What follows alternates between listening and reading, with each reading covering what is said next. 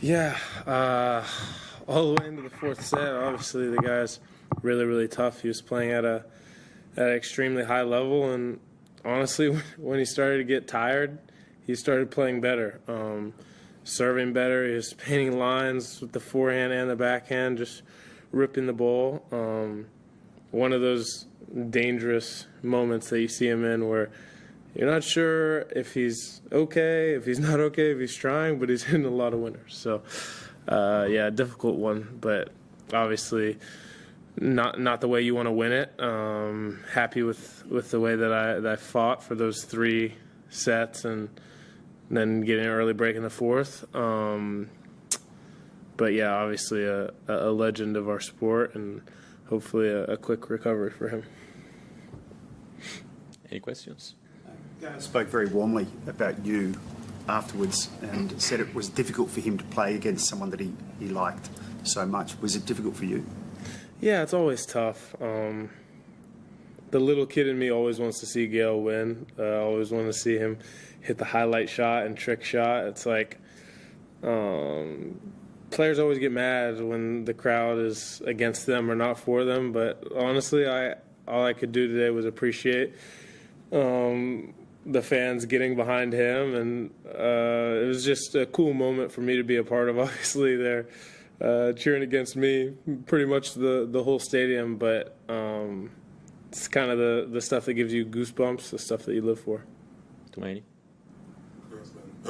When you see, Gaël at 38 here at Novak, do you ever imagine like how long you want to do this for? I don't think I want to be out here at 38. You never know. I mean, I think it's all about love for the sport, how much you pace yourself. Gail's given me a few pep talks over the last 2 years, just at certain times, whether I was playing great and doing well and playing a lot, or maybe it was that 2023 run where I lost a lot of matches in a row or lost early in a lot of tournaments in a row. And he said to me, like, it was important for him in his career that he found the places that he loved to play, and he focused on those weeks and doing really well in those weeks, and knowing that there's places where he doesn't love to play and not stressing as much. And that's kind of the way that he's been able to keep the love for the sport. And you're seeing this, and he's still entertaining crowds at 38 years old, which is remarkable. But obviously he's done it in a way where he can still love it and enjoy it. Long seasons is certainly an easy sport to get burnt out. Individual sport, it's not like you have a team who can pick up the slack if you're a vet and you can play less minutes. No, you got to be out there for every point. So yeah, I'm not sure where I'll be at 38. I'm focused on year 22 right now. Howard? Putting aside the way it ended, the reason for it being as short as it was, is it helpful to get off there earlier than you might have? This could have gone 4 or 5 full sets, or being the beginning of the season, being, as you just said, only 22. Is that not as much of a concern for you as it might be for some other players? Yeah, it's interesting. In Grand Slams, I mean, in a match like that, the bulk of the match is what happens in those first 3 sets. Me being up 2-1 in a break, a point away from 2-0, I'm pretty confident no matter who I'm playing, if I'm up 2-0 in a break, that I'm going to serve it out. So you get to that point, the legs are a little bit heavier. Usually late in sets, I'm actually hitting my spots better. So for me, the physicality of those extra 30, 40 minutes, it's not as much as if it was stopped after set 2 or set 1. Obviously he was feeling it out there too. It was one of the things that he said to me at the net. He was like, yeah, man, playing, I told you, playing you in a Grand Slam, like, it's just too physical. But I mean, we're friends. We've joked about these things in the past. He always tells me that if we play 2 out of 3 sets, he's going to chop me. But 3 out of 5 could get tricky because I think that I do some things on the court that can make it physical for the guy I'm playing against, especially if they're not a super tall guy. For him, it's a little easier. He's 6'4", 6'5", to deal with hitting the kick serve out of the zone and dealing with my heavy forehand that I loop off the court. If you're 5'10", gets tiring after a while. Obviously, he's a guy that can handle it a lot better, but I thought 3 sets of grueling tennis today. It's obviously nice to not go deep for 2 more and be cramping and out of here at 1 a.m. Sometimes it happens, sometimes it doesn't. Matt. Hey, Ben.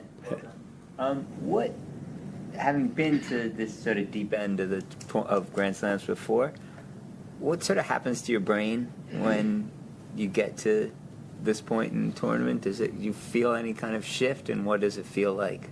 Yeah, it's just kind of like a peacefulness, a confidence. In your off days, not too worried about how you're hitting the ball or how many balls you hit. You know, you're going out there and making sure you keep the body moving, but feel pretty good about where you're at, where your game's at.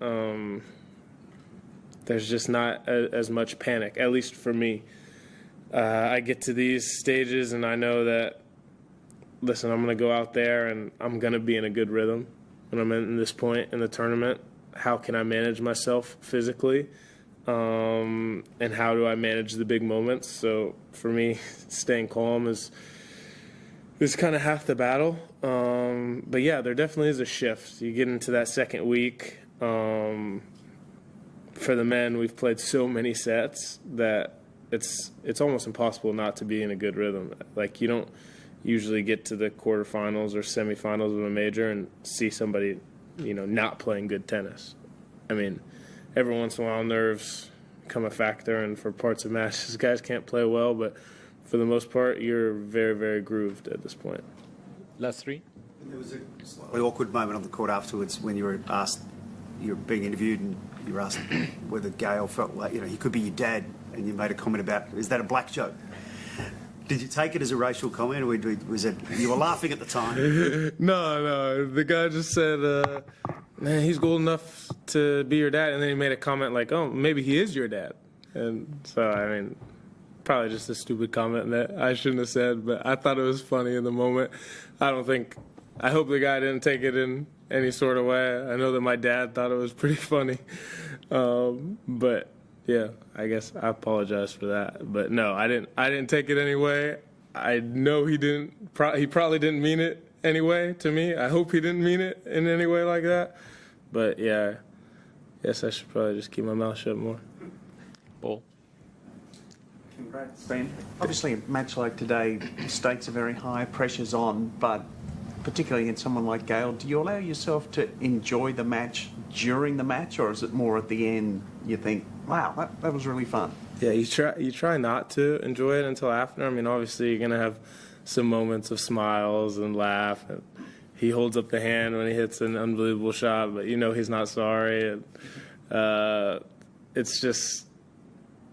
it's something that you enjoy, but you try to suppress that while you're playing to stay focused, because he's a guy that you start getting into that and you're smiling the whole match, and then, oh, wait, I'm down 2 sets and it's blowing by me.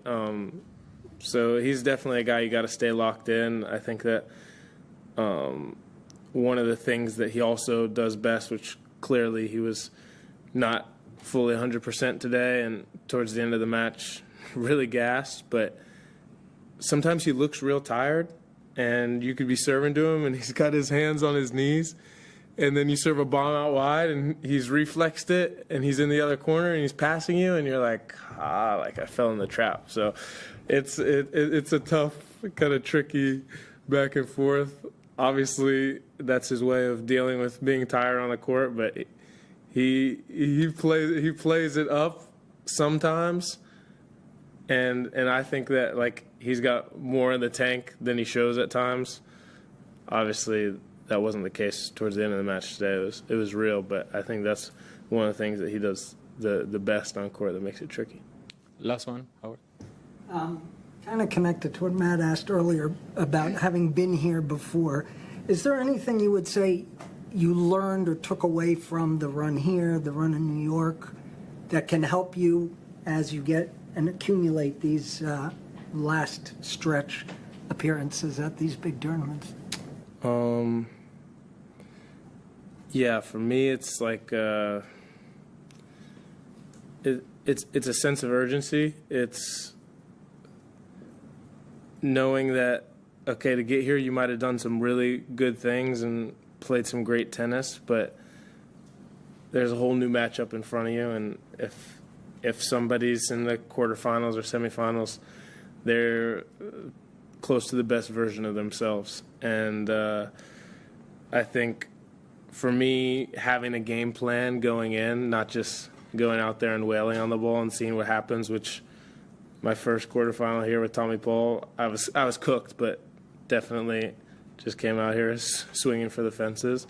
But being able to trust yourself and your fitness this late in the tournament and being okay with, okay, I could go 5 sets, or the rallies are going to be long and I'm fine to stay in them. I think that's the maturity on my part, physically and mentally. You just have to be able to get to a place where you can trust yourself in those big moments and you don't think that you have to play outside of your limits.